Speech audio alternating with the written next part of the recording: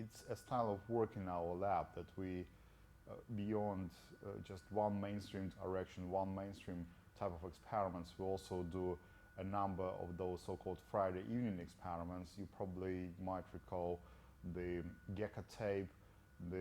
Andre Geim is quite well known for his frog levitation, and graphene came out as one of those Friday evening experiments as well.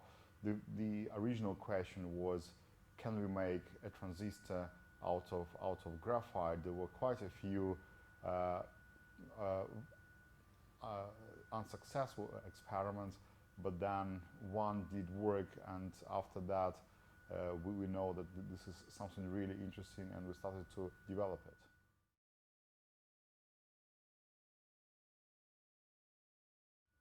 Well, yes, that's exactly what we did use. I said that there were quite a few other attempts which didn't work, and for instance, Andre Geim asked one of his PhD students to polish a very expensive piece of graphite into very thin platelets, and this Chinese guy, he took this expensive piece, walk away. 1 week after, he comes back with a pile of dust, asking, do you have more graphite? So at that time we thought that probably that's the time to drop it off completely. And then a few weeks after, I saw how another colleague of ours is cleaning his graphite to study the surface in STM experiments. And he immediately, and then I immediately thought that yes, that must be it. I simply picked up this piece of Scotch tape from the dustbin and made a first transistor out of it, and that very first sample did work immediately. And I should say, although there are quite a few number of methods which exist now to make mass production of graphene, the Scotch tape method is still being used quite widely in many labs across the world.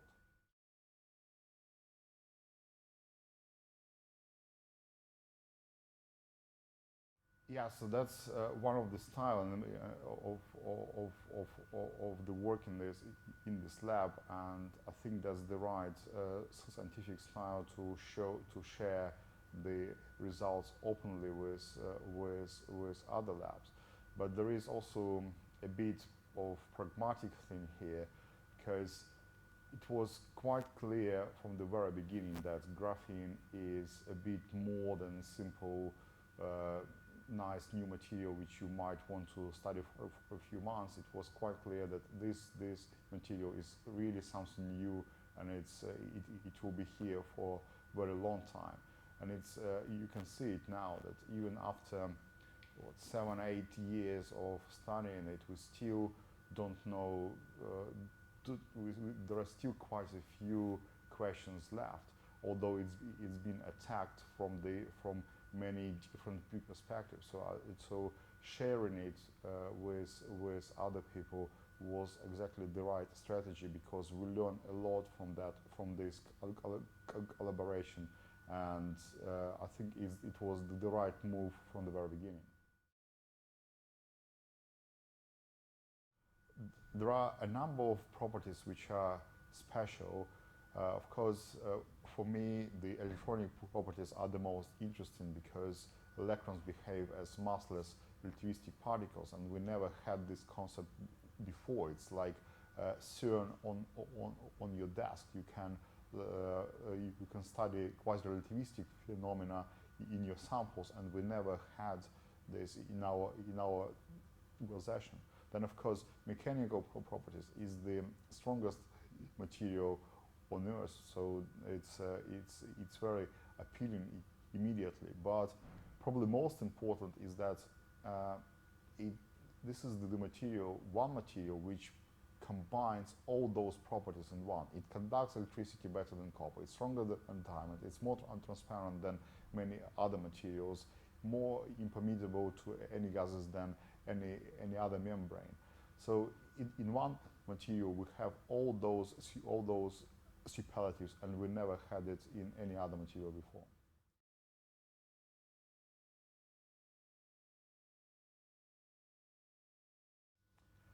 Right, it's just traditionally because the first people on the scene were physicists. We see more happening in physics, but I really think that this material can offer much more in other areas of science. Chemistry is really rich place where we can see a lot of things happening with graphene in the future. If you think about it, it's just surface without bulk. So anything you do on the surface, you do for the whole crystal. Already now we have a couple of examples of chemically modified graphene. We can put hydrogen on top of graphene, and it would make graphene, or we can put fluorine, and we can make fluorographene if you want two-dimensional Teflon.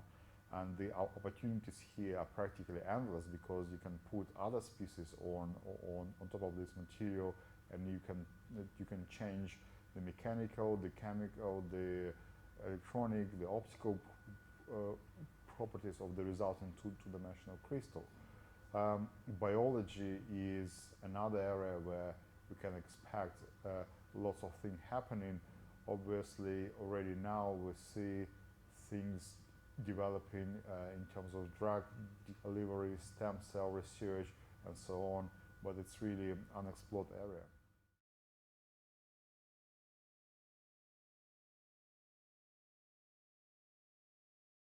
It starts to be fashionable now, and people start to look at other two-dimensional crystals more and more, and even we start to go even beyond that. We start to combine different two-dimensional crystals into one three-dimensional heterostructure, and those possess really unbelievably interesting properties by themselves. So I think that will be at the top of the agenda for the next 5-7 years.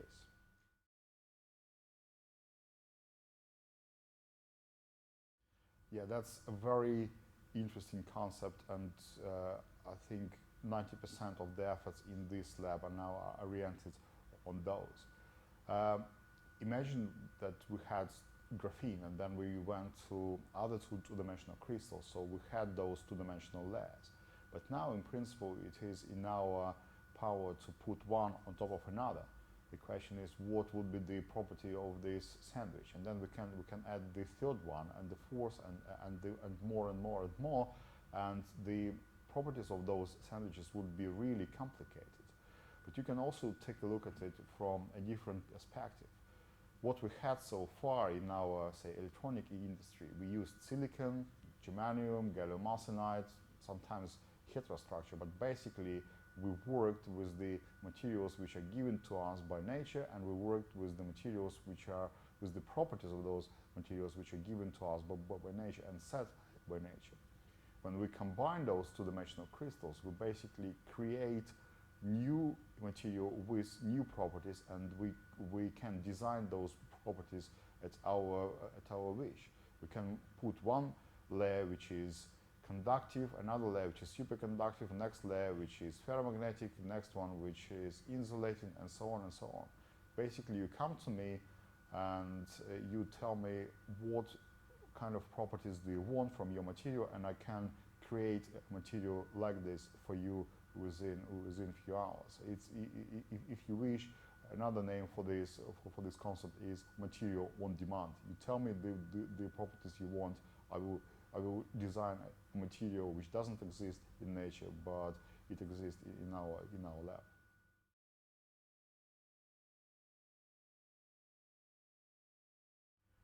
That would be tough, but it would also very interesting. And if you think about, say, graphene, even 3 years ago, if you would ask me, would it be used for any applications, I would be more skeptical and would say that, well, probably we need to wait for another 10 years.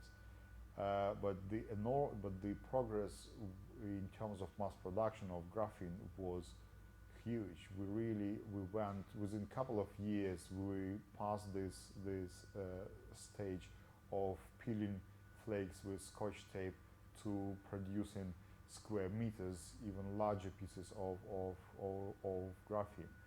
We see the same process with heterostructures. The best heterostructures are still produced by hand, but already now we see efforts in making those heterostructures by CVD growth, and I'm sure that this area of research will be the dominant in the next 2-3 years.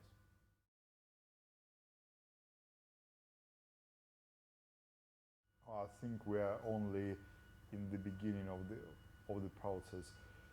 Physics is more or less being researched, but we're only starting.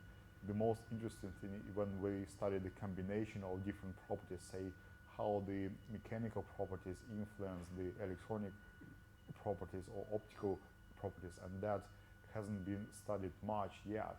And in terms of chemistry and optics and other properties of these materials, we haven't even touched that practically.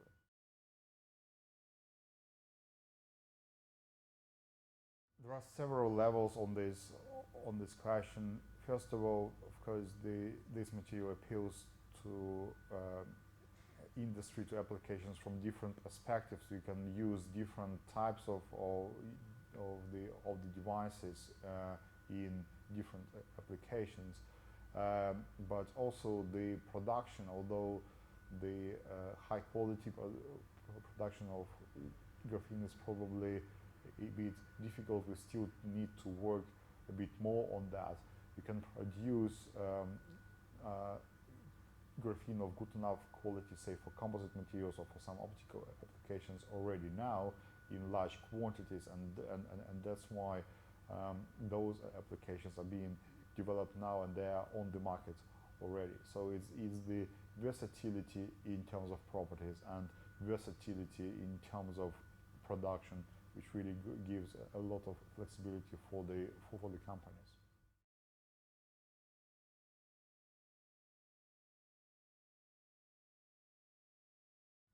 That would be our dream. That's indeed what we see now, is that graphene is replacing other materials in the existing applications, and that's already quite good, because graphene very often it offers superior properties, say in terms of conductivity or transparency. It replaces ITO, and then it replaces, say, carbon fibers or carbon nanotubes in composite materials. It does a job, and it does this job very well. But really, our dream would be to see specific applications designed for graphene, because this material offers much more. It offers a combination of unique properties, and this combination has never been seen in any other materials before.